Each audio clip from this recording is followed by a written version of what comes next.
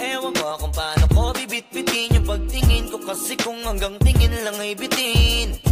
Ayoko rin naman to kim-kimin, kaso mukhang hindi ko pa rin to sa'yo kayang banggitin. At baka isnabin mo lang at di mo pansinin, bitin kahit na MP Bira Gin ang inumin, yung tapang ay wala pa rin. Saan ko ihiramin, kahit paglasing wala rin, kung pagising ko duwag pa rin. Paano sasama kung hindi ako nag-aaya? Paano tatama kung hindi ako tumataya? Minsan iniisip ko na wag na lang kaya, kaso yung isip ko ay nagbabago din maya-maya. At sobrang sa pag-asa, kulang sa kumpiyansa, kaya mukhang malabong magka-tsansa.